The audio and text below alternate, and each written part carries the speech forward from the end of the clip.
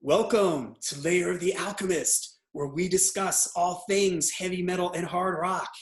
For today's episode, I have some very special guests with me as we are going to be listing our 10 favorite Ozzy Osbourne deep cuts. All right, so let me introduce my special guests here.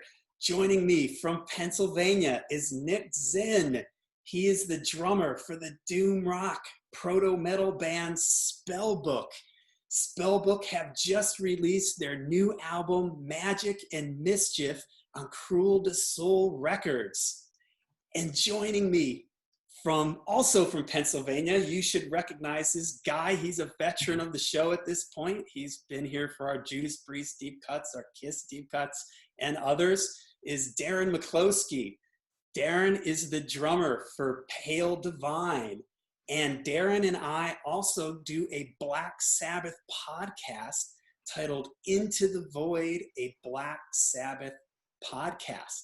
I will be leaving links in the description down below for Nick and Darin's bands so you can check them out. So guys, welcome to the Lair. Thanks for having us. Yeah, thanks for having me, guys. Appreciate it.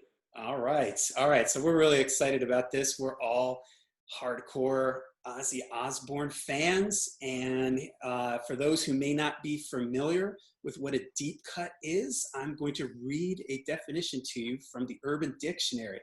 A deep cut is a song by an artist that only true fans of said artist will enjoy or know. True gems that are found later in an album, a B-side, and rarely, if ever, played live or on the radio. All right, so the only other rules we sort of put in place for this was we weren't going to do any cover songs that Ozzy has done, because Ozzy has a history of doing lots of cover songs, but we decided to leave those out. But B-sides and bonus tracks and all that kind of stuff are fair game here. So, all right, we are ready, excited for this. So, Darin, what do you have for your first Ozzy deep cut? Okay, so one of actually my favorite Ozzy songs also happens to be a deep cut. And it was on the Bark at the Moon. It was the B-side of the Bark at the Moon single, which came out, I think, a few months before the album was actually released. And it confused me at the time because the song was called, can you see that? One Up the B-side. I wasn't sure what that was, but clearly it was a song, and it's a really, really cool heavy rock song that I wish would have made it to the album. I've been pretty upfront about the fact that I'm not a big fan of Bark at the Moon, and that a lot of people have a problem with that because that's one of their favorite Ozzy records. I just never really got into it. It just seemed to me like there was too many. There's too many ballads, and I just thought it started out pretty good, and then it kind of lost steam. One of the B-side is really cool. It really showcases Jake. Some slide guitar in there. It's a heavy riff. I really dig it. I wish it would have made the album, but it didn't, unfortunately. And consequently, I don't like the album as much. That's a good pick. That's a good pick. All right, what do you got for your first pick, Nick? Okay, so just to little backstory here. This was very easy to just go Die of a Madman, because we were discussing earlier, hardly any of that stuff was played live, and you had Flying High Again as a big single. So you could pick a lot of stuff off that album. It'd be very easy to do for me, huge Randy Rhoads fan. But I challenged myself on this list to really just grab good songs I felt throughout the catalog that are underappreciated. So for my first one, this was my introduction to Ozzy, No Rest for the Wicked album. And I remember Darin was just talking about Confusion. I remember having the cassette, thinking the album's over, and here comes this song. And I'm like, what the hell? I can't figure out what this is. It's Hero. Yep. It was the hidden track when it first came out. And I was 9 years old when I got that cassette, and it made a big impact on me, obviously, being a huge Ozzy fan. And dude, I love them lyrics. Like, Mm-hmm. I don't want to be Great. your hero. I don't want to ever let you down. Like 9 years old, like Yeah. no one else gives a shit about Ozzy Osbourne in my school. You know, I'm just like, you know, this is my hero. You know what I mean? Like this is, That's and that's when I started like seriously getting into hard rock heavy metal. that's a great pick. In fact, I thought for sure no one else would pick that. I'm screaming right out of the gate with that one. I love that song, and one of the reasons I do is just the way you described it. What was it on side two? Side two ends, and I think it ended with Demon Alcohol, and then I let the tape run out, and Demon Alcohol was over, and then a few seconds later, then this other song comes on, and I'm looking at the cassette, I can't find the song title. I'm like, what Yep. what song is this? And it was like the element of surprise, and it was a great song. The lyrics are cool. It's just a good song. So Well, you guys must have been lucky because I had that on cassette, bought it when it first came out, and mine didn't have that. It really was listed, It, or it wasn't no, on at all. it wasn't on it at all. And I Huh. never heard that until they remastered the Ozzy CDs, and they had those as bonus tracks. But I agree with you. That's a great song. And Bob Daisley, one of my favorite bass players who did play on that record, he has some great sly, fretless bass on there. It's a little disappointing. You can't hear Bob's bass as much as I would like on No Rest for the Wicked, but on that particular song, his bass is kind of like front and center, and it sounds really good. Mm-hmm. All right, my first Ozzy deep cut is, now I am a fan of this record, Bark at the Moon, and I picked Waiting for Darkness. Oh, It's interesting because for me, this album sonically feels more like Diary of a Madman than Diary does to Blizzard for me, just for me with the reverb and everything. And I can almost go down. Now, granted, I like Diary of a Madman better than I do Bark at the Moon. But I feel like there's sort of a comparison between this song is sort of like matching up with this song from Diary and everything. And for me, Waiting for Darkness is sort of like the song Diary of a Madman, but on here. It isn't as good. Diary of a Madman is one of my favorite heavy metal songs of all time. But Waiting for Darkness has that same vibe for me. It closes out the album. It's kind of on the longish side. It's got Jakey playing that kind of riff, and Bob Daisley is playing that kind of start-stop rhythm underneath him, like it's kind of like in Diary of a Madman. There's also strings in it. I especially love the part where the strings start doing like the like thing. It's got a kind of pretty long guitar solo in it. I love the chorus in it. I know what you'll find. It's in your mind. It's what they want to see. I think the chorus is great on that. I think it builds really nicely, and I love the way it ends. It sort of reminds me of Diary of a Madman, the way Diary of a Madman just sort of ends on this sort of big notes. So for me, I love Bark at the Moon. It's just a great way to end the record. Reminds me a little bit of Diary of a Madman. I've always loved Bark. I think Jake sounds great on it, and that's maybe one of my favorite songs off of Bark at the Moon. definitely. Well, cool. I wish I shared your enthusiasm for that. But I get it. It does when you point all those things out. It does have some. There's comparisons to make. The one thing that you mentioned was that you thought it sounded closer to Diary than Diary does to Blizzard, and I can hear that. Although I always thought that Bark at the Moon had some kind of sound quality to it that almost made it sound kind of hollow. It didn't have quite as much atmosphere as I thought Diary had. Diary had more. I mean, well, they were all done, I think, at the same studio. They were all done at Ridge Farm, and I think they were all engineered and all produced by Max Norman. But I thought there was a little bit of a disconnect with Bark at the Moon. I think that Blizzard of Oz sounded like it was on a smaller budget. Diary sounded like it was same quality recording, maybe a slightly bigger budget.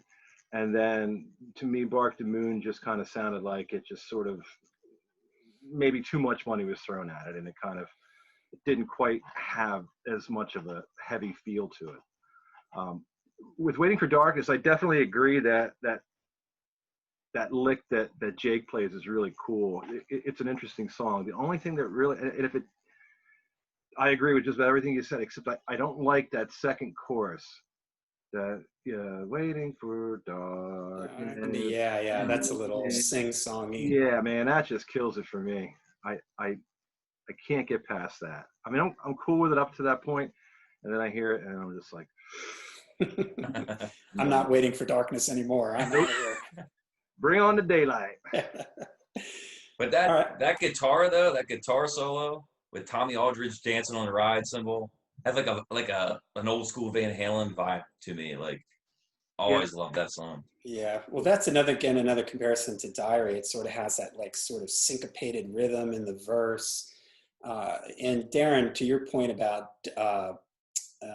Bark at the Moon and not having quite as much to it, for me, I always felt like on Bark, the guitars, the rhythm guitars, weren't quite as there as they were on Diary of a Madman. Randy always overdubbed a lot of guitars, so it was sort of like a guitar thickness to Diary of a Madman that was lacking a little bit on Bark at the Moon to me. It just felt like it needed maybe some more overdubbed rhythm guitars, but in some songs, I think it works. In Waiting for Darkness or Bark at the Moon, the song Bark at the Moon, it is pretty full, but there's other moments on the album where it's kind of like, where's the rhythm guitar here? There isn't as much rhythm guitar as I would have maybe liked. Yeah, I can hear that. Yeah, that's part of it. I think the songs, though, I think even with, like I said, there are too many ballads. I guess there really aren't. There's one ballad, and that's So Tired. And it's okay. I mean, it's no different, I guess, than Goodbye to Romance or Tonight. I just like Goodbye to Romance and Tonight better. Yeah. Well, and that's a good example. Like in the verse of that song, there's like basically little to no guitar. It's mostly like piano and strings, where you would imagine if Randy was there, you might have gotten like a Goodbye to Romance thing where there would have been these classical guitar things going on. There would have been an electric guitar. There would have been all this nice like Goodbye to Romance or You Can't Kill Rock and Roll or Tonight, the way those are ballads, but there's all these nice little guitar layers and textures going on. But in So Tired, it's like there's really like almost no guitar in it until the guitar solo comes around. Yeah. So, all right, what do you got for your second pick, Darin? Second pick is actually it was the B-side to the first Ozzy single, Crazy Train, the B-side to Crazy Train, You Looking at Me. It is a really cool tune. And one of the things that makes it cool is because I didn't discover it until after I had probably Blizzard and Diary. And it doesn't sound like anything that could easily fit on either of those two albums, which makes it sound even cooler. I like the melody. It's kind of a happy song. It's not, it definitely shares no similarities with anything that Ozzy did in Black Sabbath. And I get the impression, and I'm pretty sure you probably have some history of this song, but I get the impression that it was probably mostly culled from some Quiet Riot songs. Yep, it was the guitar solo and the chord progression under the guitar solo is lifted directly. The guitar solo is note for note from basically note for note from a Quiet Riot song, and I forget the name of the Quiet Riot song. Is it Kiss of Death or something? Yeah, it was something like that, and even the other chords in it were sort of reminiscent of other Quiet Riot things. So yeah, so it sort of does have a poppy. The melody line is completely different and much better than the Quiet Riot, but it was definitely like sort of leftover things that he pieced together basically from his Quiet Riot days. So it's a cool tune. I like the guitar. I like the melody, and I really like Bob Daisley's bass playing in that. It's really, really up front. You can really hear him loud mix. And I like that. It's cool. Overall, I mean, I just think it's a cool song. It's cool that it's a song that Randy's on. that I'm not as familiar with or wasn't as familiar with. And yeah, you looking at me. Right on. I did crazy. Good one. All right, what do you got, Nick, for your second one? All right, second one I got Back on Earth. This was I guess it was a single on the Ozman Cometh. And uh, is this technically better than a lot of other songs on my list or your guys' list? Probably not. But like the profession or the personal relationship I had with it, like uh, the first Ozzy record to come out that I was aware of after I was getting into Ozzy was Osmosis, and loved it. I mean, my brother introduced me to it, like picked me up from school, blaring Perry Mason and stuff, and like it was the coolest, right? But that song, Back on Earth, that was the first thing I remember seeing on MTV and like seeing an Ozzy video on like whatever it was then, the top 10 or whatever it was on MTV at the time. But it's a really cool video. Has like the Nosferatu thing going on, Yeah. and but like just like going through this list to try to get my 10, and it's a really good song. Like it really is, and like and his voice, I think it's like probably one of the last recordings before you get to his voice being really doctored up. To my ears anyways. But um And isn't that very Joe? hooky, a lot of keys Yeah. and a great video too. So Isn't that Joe? Is that Zach on guitar or is that Joe Holmes? That's Zach. I don't think. Didn't he record one? Didn't Joe Holmes do like a something like that, like a single or something? I just know him being the touring guy. I don't know if he ever laid anything down with him or not. Yeah. Yeah. All right. I'll have to look it up after. All right. Yeah, that's a cool pick. I totally forgot about that one. That's a good call. All right. For me, my number 2 is from No More Tears, and I went with Hellraiser. Nice. Believe it or not, this song was only ever played live one time, which is kind of surprising because I think he had a proper video for this song. And it is a co-write with Lemmy Kilmister, and Motorhead actually has a version of the song also. I just think it's a cool song. It's got a really great chorus to it. I like Zach is doing like a bunch of guitar fills and big bend. I always liked when guitar players play the riff, but then they throw in these little bends and stuff like that. I think that No More Tears the album No More Tears has some of Zach's best guitar work because he was still playing really, and I don't know if this was the producer. His solos are really melodic. They fit the songs. The whole pinch squeal thing hadn't quite escalated to where it would eventually go. It was still, its welcome. Yeah, and that album is very well produced. So when you put headphones on, there's just a lot of stuff going on. So I think it's just a cool song with a really great chorus. And I was shocked that he didn't play that song more often because again, I think I've heard it even heard it on like classic rock radio. Mm. So. Yeah, that was one of the songs. I think Lemmy and he contributed a few songs to. Yeah, I think I Don't Want to Change the World was another one. And Mama, I'm Coming Home. He did the lyrics, I believe, for Mama, I'm Coming Home. So he was sort of actively involved in the writing on that record. Mm-hmm. It's cool. All right. What do you got for number 3, Darin? Okay. So my number 3 pick is on the 12-inch Mr. Crowley live EP. It's sounds like a studio song, but in reality, it was done during the sound check. You Said It All.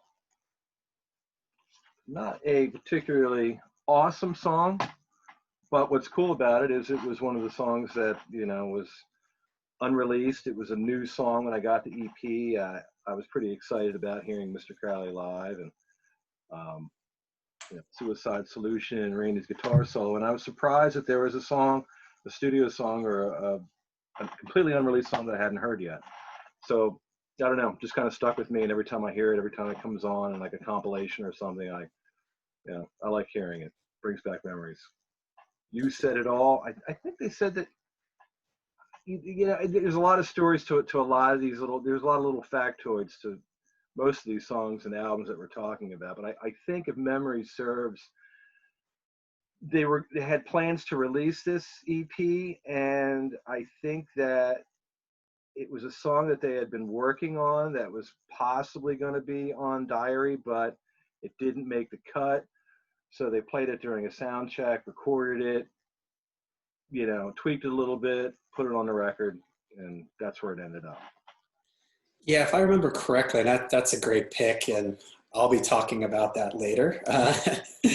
But if you read Bob Daisley's book, For Fact's Sake, I believe he says that was really just like thrown together like at a sound check. Randy had a riff and a chord progression. Bob sat, I think he tells the story of they were recording that night, him sitting in the recording booth. They had like a truck outside or something, and he just sat there. They jammed on it. He quickly wrote some lyrics, and they just did it. And then they pasted that crowd noise on top of it. So it was something that was just, thrown together really, really quickly. But yeah, it's a great song. I love that. It's cool. Yeah. All right. What do you got for number, what are we on here? 3, Nick. All right. So you took Waiting for Darkness. So I'm going to pick another one. I've got plenty of other ones that didn't make the list that I was torn over. So I'm going to pick An Old LA Tonight. Okay. Off of Osmosis. Man, going through these tunes and I don't know, I'm trying to find them heavy ones, and it wasn't happening. It was actually the ballads that were coming to me damn, these songs are good, and that's what it came down to. It was forget the riffs. We can go on and on about that for days, but what was the best songs? And the ballads really started piling up on my list. So this was one that just didn't quite make it. I had it there, then I took it off. But since you already picked Waiting for Darkness, I'll slot it back on. Great pick. And I am a big fan of Ozzy ballads. I was going to preface that at the beginning of my list. I forgot to say that I like when Ozzy does ballads. I just think he has a voice for that. So I will make my next pick, and I'm doing some shuffling around here too. I'm calling some audibles at the line of scrimmage here. I'm going to go with Tonight from Diary of a Madman. Again, I'm a huge fan of the Ozzy ballads. Throw Randy Rhoads in on top of this. I love Bob Daisley's little descending bass line. Do, do, do, do, do, do, do, do. That's just great. The outro solo on this is just one of Randy's greatest, and how many people sat around as that was fading out, just turning up your volume knob just to see if you could hear a little bit more. And I don't know if you guys remember this. I'm trying to think of where it was on the Blizzard box set, the Making of Blizzard of Oz. I forget exactly what they titled it, but the behind the scenes Making of Blizzard of Oz, and Ozzy is there with I think it's Kevin Churko, and they've got the original tapes, and they're listening to it, and they listen to that fade out. And even though that's on Diary, I don't know why that would have been on the Blizzard. Anyways, somewhere I saw them, they're in the studio, they're listening to the fade out, and he lets it run. And sadly, this was in Randy Rhoads forums where everyone was hoping that they would, maybe they went on for another 5 minutes, and there's 5 minutes of Randy just soloing like this. And unfortunately, there isn't. It goes on for maybe another 15 or 20 seconds, and they actually just sort of hit a chord and end on the chord. But it was still interesting to hear it fade out like that. I think it's a great chorus. The way it sits on the record, I mean, once that's over, it goes into SATO, which, you sort of have this major key, slightly uplifting, but still kind of sad sounding song in Tonight. And then when it ends, it goes into the ominous SATO. So it just sits really great on the record. I love it. I just love how that solo, it just creeps up on you. Like, like it's pretty Oh, that's ballad. great. And then when that solo comes up, it's just like, oh man. And it's like, nah, we're here to rock too. Like, like. And my favorite part in that fade out solo, he does a thing, and he used to do this every now and then, where to toggle switch on his guitar, like he bends Yeah. his note, like Yeah. by playing with the toggle switch as it's sort of fading out and sort of feedback. And man, it's just like, oh, it makes Great me want song. to cry that that Randy isn't here anymore. So brilliant. But all right, what are we? I don't know. What are we on here? Number 4, I think. 4. Yeah. All right. Well, since we're talking about SATO, Diary of a Madman, let me see if I can get this without a glare. Well, we all know what this album cover looks like. There we go. SATO is my pick. It's my number 4. Always Amazing like that song. Yeah. Like that riff. That drum beat. I remember, probably like about 20 years or so ago, I think I was jamming on it with somebody, and I remember I was having a hard time building up the dexterity to play that, and it eventually got it, and I was pretty proud of myself. But now it's like second nature, because it was so cool to figure it out and to actually play it, and I like to play it all the time. But yeah, it's a cool tune, like the chorus. The song structure is pretty awesome. It's a heavy tune. Kind of has that mystery behind it. What does SATO stand for? When I was a kid, I looked at the lyrics and I tried to figure out what it was about. And because there's a lot of nautical references, or wind is high, so am I, whatever, I thought it might stand for sailing across the ocean. Yeah, that was the comment. And then I see that in some of the forums on Facebook, Randy Rose and Ozzy forums. People are actually arguing that that's what it stands for. But what it actually stands for is Sharon Arden, Thelma Osborne. Because I guess, and Bob Daisley put that together. He came up with the title for the song. And I guess because there was like this thing going on where Ozzy was currently married to his first wife, Thelma, but there was something brewing between him and Sharon. And I guess it was noticed by Bob Daisley. So it's kind of like one of those NIB songs. And everybody wants to attach something like a deeper meaning to the title, but in actuality, it was like an inside joke.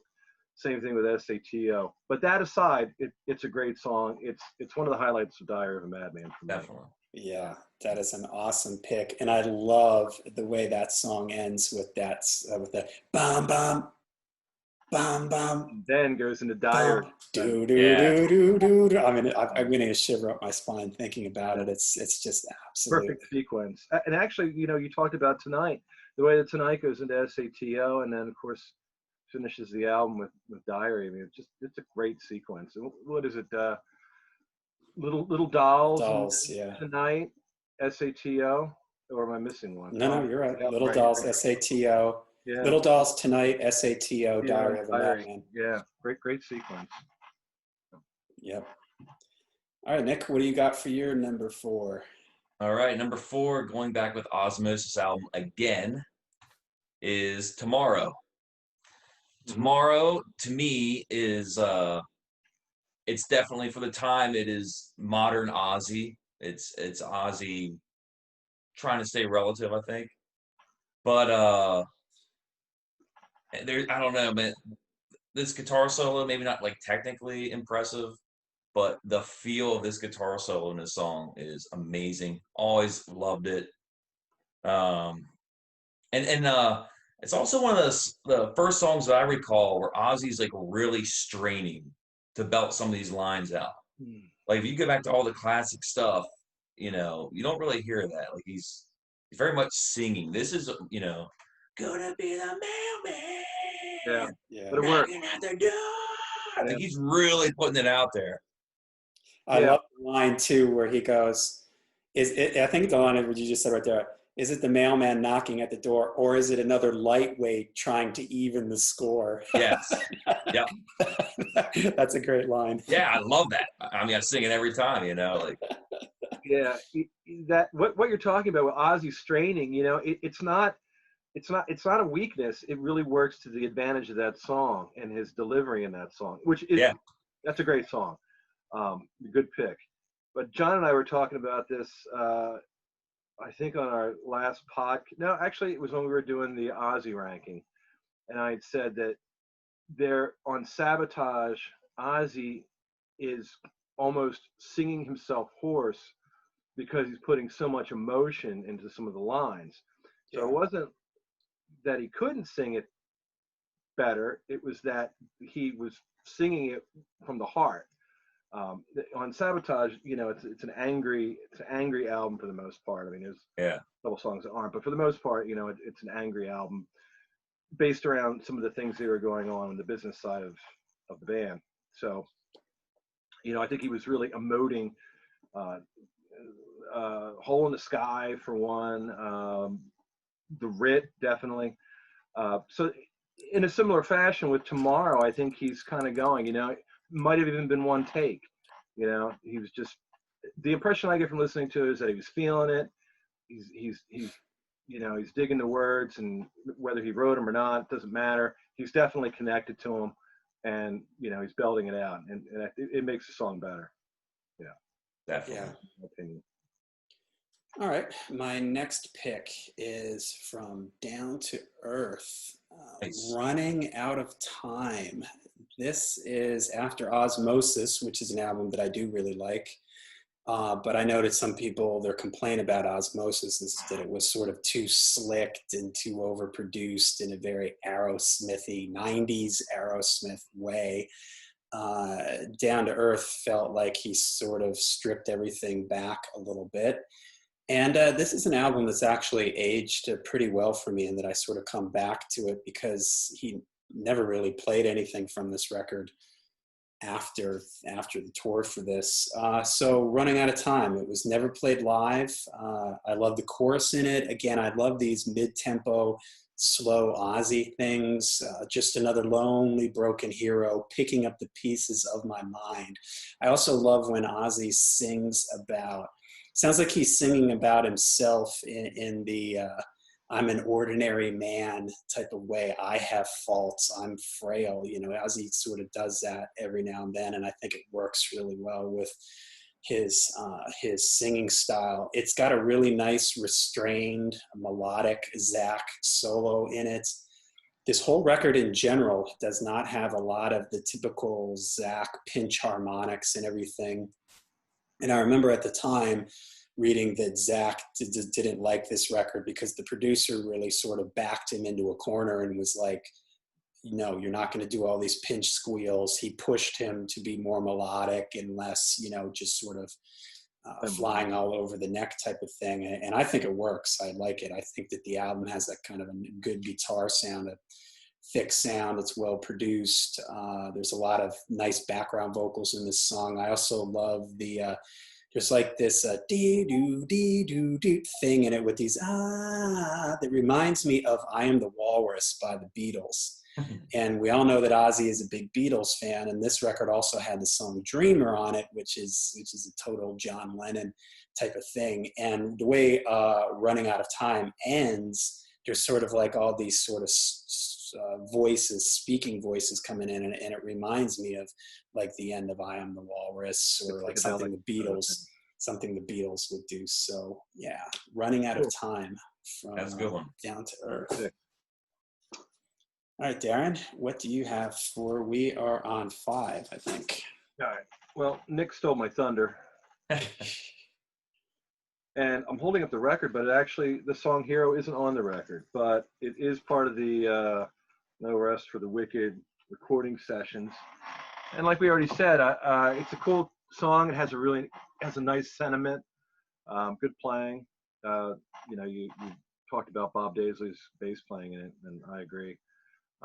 Just a cool tune, and part of its charm was the element of surprise. The cassette supposedly ended with Demon Alcohol, and then a couple seconds later, here comes another song. And it just kind of like some keyboards, and it just kind of quietly comes in, and it just kind of reaches like this triumphant, just kind of plods along, and yeah, I mean it's a cool tune.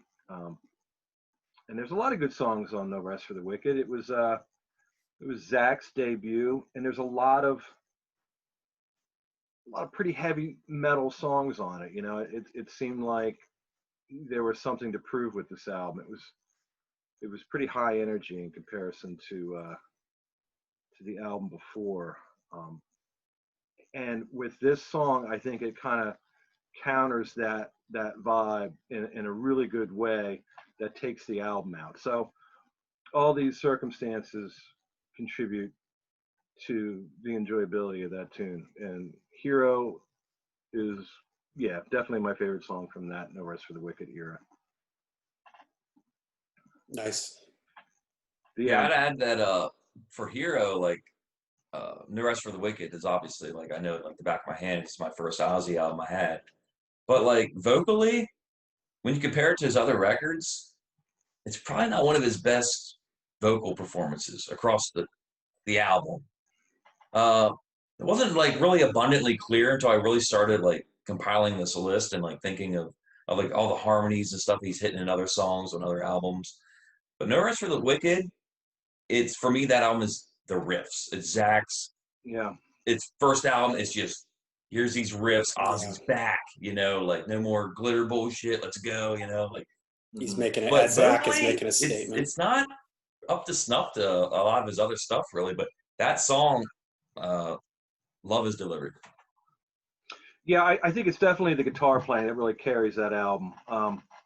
And I think, you know, with Zach, there was a lot of hype prior to Zach joining the band, and he definitely delivered. I mean, he kind of looked a little bit like Randy. You know, I was expecting that kind of Randy Rhoads vibe to come into play. Then I guess it didn't exactly, but as far as the exuberance and the energy and the use, I think that came across pretty well.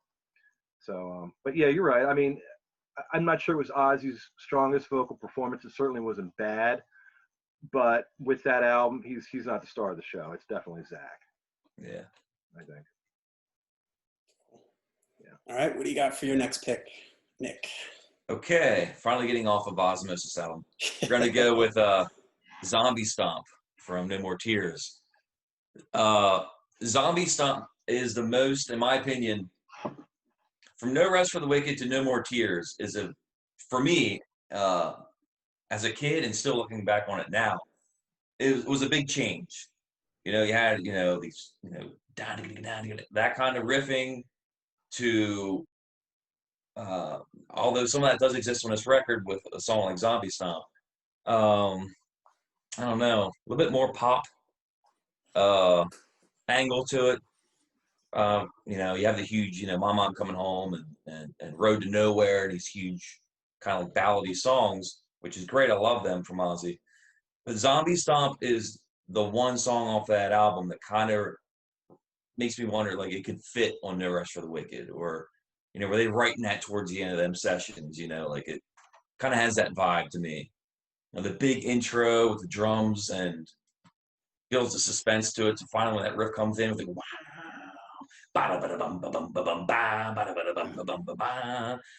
It just like, it feels like it could have fit No Rest for the Wicked for me.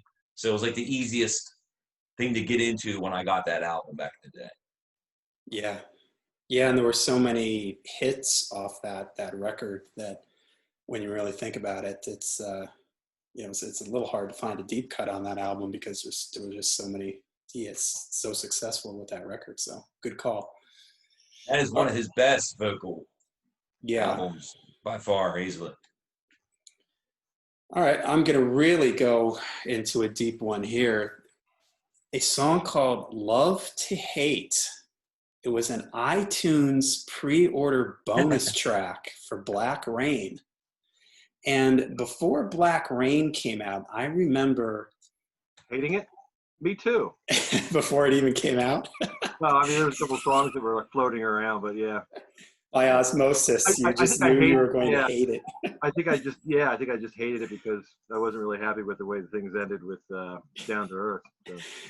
Well, the funny thing is I remember reading an interview with Zach before Black Rain came out, and he was talking about Black Rain, and he said, oh, this is like a return to, he compared it to Diary of a Madman. And he was talking about how heavy the record was and everything. Who said this? Zach did. Oh. And when I got the album, I was like, whoa, what? I mean, of course I knew this, of course it's not going to be as good as Diary of a Madman, but I thought, oh, well, maybe it is kind of like him going back to a more classic sound. And when I heard the record, I was just like, I had no idea what Zach was talking about. But there were actually 3 bonus tracks from this. There was this Love to Hate, which was an iTunes pre-order, Nightmare, and I Can't See You, which are Japanese bonus tracks. In between those 3, they are pretty heavy. They're also, they don't have, and I don't know if it was just because they were bonus tracks, and so Kevin Churko just sort of let them a little more untouched, because my big problem with Black Rain is that it is just computerized to death. You know, all over Ozzy's vocals, the drum sounds, it just sounds like a computer ruined that record. But for whatever reason, these 3 songs, they sound like real drums. Ozzy's voice doesn't have any effects on them and stuff. And they rock kind of pretty hard, like this Love to Hate song. It's got this kind of fast riff in the beginning. It's got this start-stop thing in the verses. It's got a really cool off the cuff like Zach solo where he's playing like all these crazy open string like bending things. And when I heard these, I was like, you know, maybe what Zach was thinking was like, wow, maybe he thought these 3 songs were going to be on the record.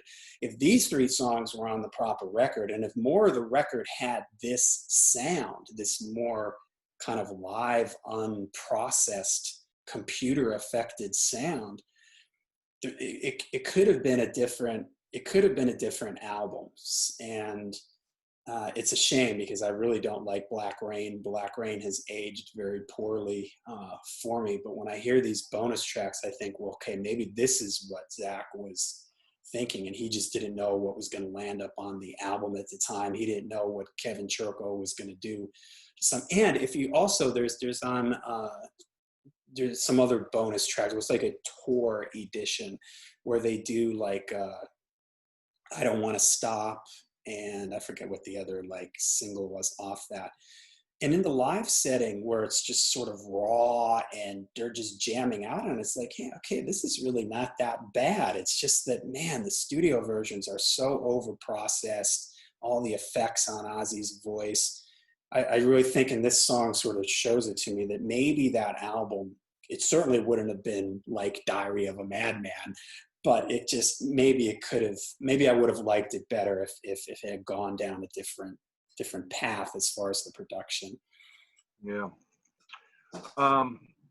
Yeah, I agree. I didn't like it at all. I wasn't looking forward to it. I think they did premiere the song I Don't Want to Stop before the album came out, and that was a pretty clear indication of what we could expect from the rest of the album, and it wasn't too far off. You know, those bonus tracks that you're talking about, Nick and I have that elaborate Ozzy box set, and on those later albums, especially Black Rain, the song Nightmare, which incidentally, I mean, it's down the list for my pick, but that's my pick from the Black Rain era. But Nightmare, let's see, there's 3 songs. I Can't See You was another one. And yeah, let me see here. I Can't See You, Love to Hate. Well, side 4 is Nightmare, I Can't Save You, Love to Hate. Sorry. Yeah, I think the actual CD ends with Trapdoor. Yeah, which is a pretty heavy song. That was initially on my list. Trapdoor was initially on my list because that breaks into like this sort of really kind of aggressive, heavy section. So if you think that they could have taken these bonus tracks, dropped a couple of things off there, changed the production a little bit, you know, it might have been kind of a much cooler Ozzy record.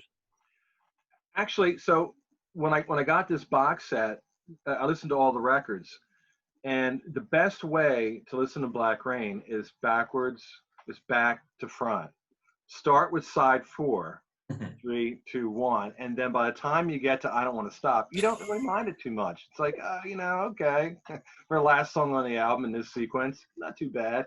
If you start out with that, then you definitely lose interest by the time you even get to side 4. I mean, you're good maybe through half of side 2, but listening to it, and that's, I guess it stands to reason how much the song sequence can have to do with making or breaking an album. I think if the song sequence were in a different order and those bonus tracks were actually on the album, I think they might have had something. But it's like you said, it's really modern.